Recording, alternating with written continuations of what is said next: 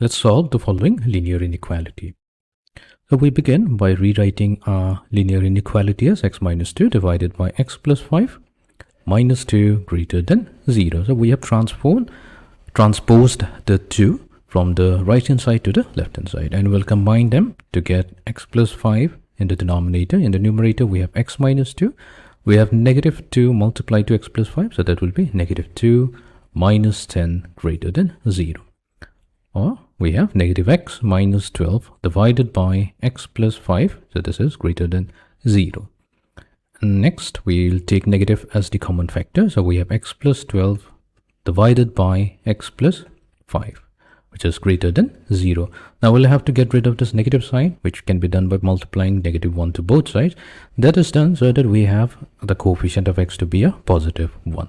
Now in order to do that, we'll have to use the fact that if a is greater than b and we consider a number c which is less than 0, that means a negative number, then in that case if we multiply a with c and b with c, then the sign of the inequality changes. That means earlier a was greater than b, but after multiplication with the negative number c, we have ac will be less than bc. So here we'll multiply both sides with negative 1, and our inequality now transforms to x plus 12 divided by x plus 5, and this will be less than 0.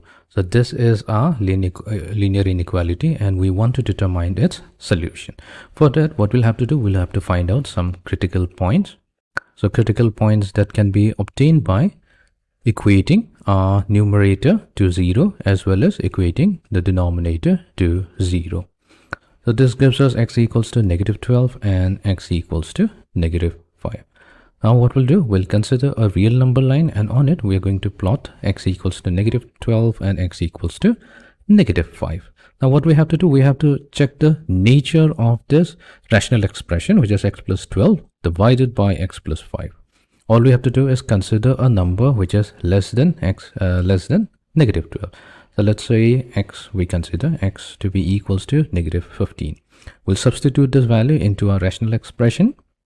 We have negative 15 plus 12 divided by negative 15 plus 5. So negative 15 plus 12, so that's negative 3, and the denominator we have negative 10, or this gives us 3 over 10, which is a positive number. So this tells us that if we consider any number which is less than x equals to negative 12, we are going to get a positive value. Positive in the sense x plus 12 over x plus 5, this is going to be positive. Then we'll consider a value lying between negative 12 and negative 5. So let's consider x to be equals to negative 7. Now we'll substitute this into a rational expression. So we have negative 7 plus 12 divided by negative 7 plus 5. So in the numerator we have 5 and positive 5, and in the denominator we have negative 2, which is negative 5 over 2. We are getting a negative number. So that means if we consider any number lying between negative 12 and negative 5, we are going to get a negative value for x plus 12 divided by x plus 5. And finally, we are going to consider a number which is greater than negative 5. Let's take 0. 0 is going to lie to the right of negative 5, and it's greater than negative 5. So in this particular case, we have 0 plus 12 divided by 0 plus 5, which gives us a positive number. So that means we have positive values for x plus 12 over x plus 5 for values of x greater than negative 5. Now coming back to our inequality, now we will find a solution to this inequality.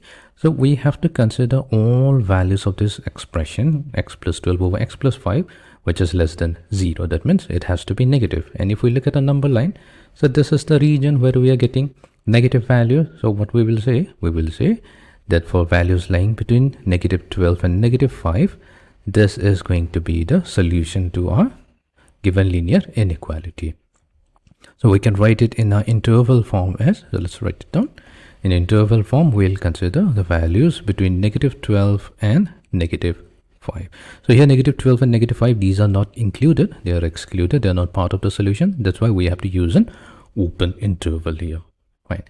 And if we want to write in terms of x, then we will say the solution to this linear inequality to be all values of x which are greater than negative 12 but less than negative 5.